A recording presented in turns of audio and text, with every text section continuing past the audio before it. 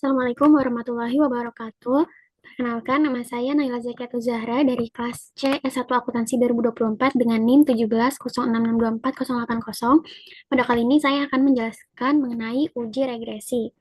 Pertama-tama di sini terdapat data pengaruh profitabilitas, likuiditas, dan ukuran perusahaan terhadap nilai perusahaan.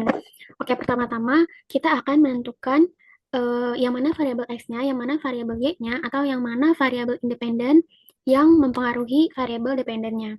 Pertama-tama di sini dapat kita lihat terdapat 3 variabel X, maka di sini saya sudah bagi dengan variabel X1, X2, sampai X3. X1 adalah profitabilitas, kemudian likuiditas untuk X2, dan untuk X3-nya adalah, dan untuk variabel X3-nya adalah ukuran. Nah, untuk variabel Y-nya dapat kita lihat di sini nilai perusahaan. Jadi maknanya adalah data ini merupakan pengaruh profitabilitas, likuiditas, dan ukuran sebagai variabel independen terhadap nilai perusahaan, yaitu variabel dependen.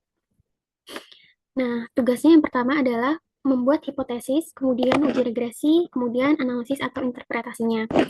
Yang pertama-tama untuk hipotesis, sesuai X-nya, di sini X1 sampai X3, maka hipotesisnya juga terdapat H1, H2, sampai H3. Pertama untuk H1 yaitu mengenai profitabilitas. Jadi seperti yang kita tahu, profitabilitas itu adalah kemampuan satu perusahaan dalam mendapatkan laba dari pendapatan perusahaan. Nah, sesuai logikanya adalah jika profitabilitasnya naik, maka valuasi atau nilai perusahaan tersebut juga akan naik karena perusahaan tersebut kemampuan untuk mendapatkan labanya tuh tinggi. Nah, jadi di sini saya akan buat H1-nya, profitabilitas berpengaruh positif signifikan terhadap nilai perusahaan, atau ini searah ya, arahnya tidak berlawanan. Kemudian H2-nya ini mengenai likuiditas. Jadi likuiditas itu, seperti yang kita tahu juga, likuiditas itu adalah kemampuan suatu perusahaan dalam membayar utang jangka pendeknya. Nah, tapi di sini likuiditasnya itu diproksikan dengan nilai DER atau debt to equity ratio atau rasio utang perusahaan. Nah, di sini jika DER makin tinggi, maka utang utang perusahaan tersebut itu juga tinggi. Nah, jadi logikanya adalah jika jika DER tinggi, utang makin tinggi, maka investor cenderung memberikan valuasi perusahaannya itu justru lebih rendah, jadi dengan arah berlawanan gitu, atau berpengaruh negatif. Nah, jadi di sini mungkin saya akan membuat H2-nya seperti ini.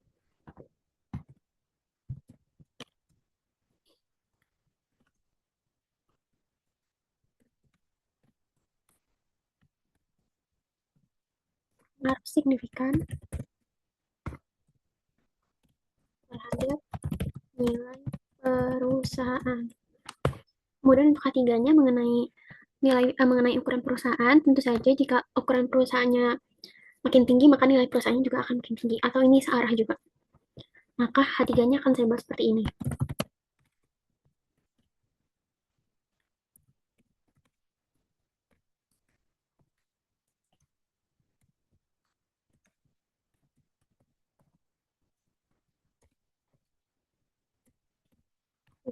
Ini untuk H1, H2, dan H3-nya sudah kita bikin.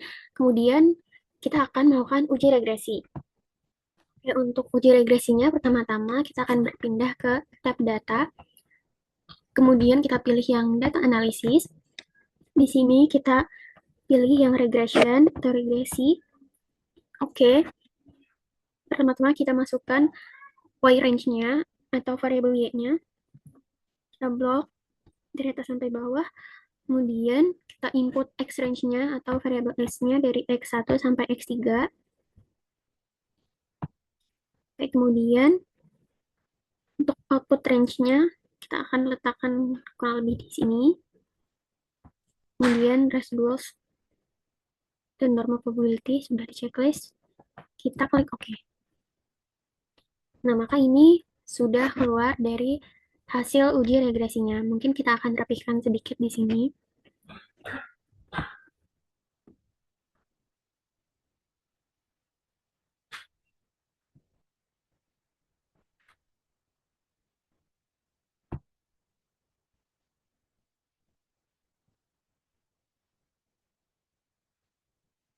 Kemudian untuk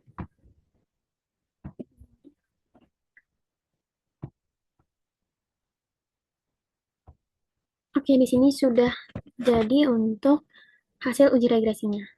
Baik, untuk analisis yang pertama yaitu mengenai uji T atau uji parsial. Di sini kita akan melihat dari pertama-tama dari p-value-nya.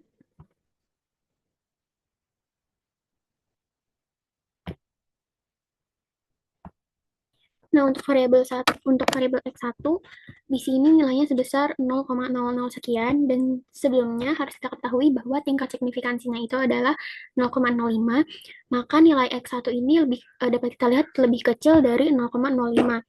Maka hasilnya adalah H0 ditolak dan H1 diterima. Maknanya adalah variabel X1 berpengaruh signifikan terhadap variabel Y. Dan untuk variabel X2 di sini nilainya juga 0,0000 sekian, 0,000024 tepatnya. Ini lebih kecil dari 0,05 juga, maka dapat kita simpulkan bahwa variabel X2 berpengaruh signifikan terhadap variabel Y. Dan yang terakhir untuk variabel X3 di sini nilainya 0,0061, maka ini juga lebih kecil dari nilai 0,05 dan dapat disimpulkan bahwa variabel X3 juga berpengaruh signifikan terhadap variabel Y atau H0-nya ditolak dan H3-nya diterima. Nah, kemudian kita akan melihat dari koefisiennya. Di sini akan menentukan arah dari pengaruhnya. Yang pertama ini adalah X1 nilainya 0,0895. Dapat kita lihat di sini nilainya adalah positif, maka arah dari hasil ujinya adalah positif. Jadi variabel X1 berpengaruh positif signifikan terhadap variabel Y. Kemudian untuk variabel X2 kita lihat nilainya adalah minus 0,146. Di sini nilainya adalah negatif, maka arah ujinya juga negatif. Jadi variabel X2 berpengaruh negatif signifikan terhadap variabel Y. Dan yang terakhir adalah variabel X3 nilainya juga positif, yaitu 0,2179. Maka dapat disimpulkan bahwa variabel X3 berpengaruh positif signifikan terhadap variabel Y. Nah, kemudian kita akan melakukan uji F, kita akan melihat nilai ini, nilai significance F-nya.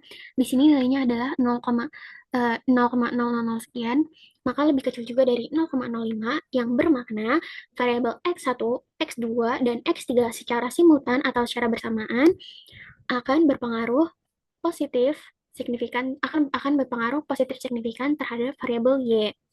Kemudian yang terakhir adalah analisis koefisien determinasi. Di sini kita akan melihat nilai adjusted R-square-nya. Di sini adalah nilainya adalah 0,94445 sekian.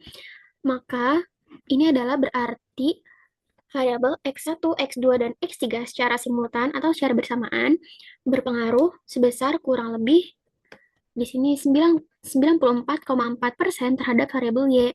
Nah, jadi untuk sekitar 5,6% sisanya itu dipengaruhi oleh faktor-faktor lain yang tidak masuk ke dalam penelitian ini, seperti itu. Nah, mungkin dari penjelasan barusan, saya telah menuliskan rangkumannya seperti ini. Dari pertama uji parsial atau uji T, yang tadi menggunakan p-value dan koefisien, kemudian uji F atau uji simultan, dan juga koefisien determinasi berdasarkan nilai adjusted R-square-nya. Mungkin sekian penjelasan saya kali ini.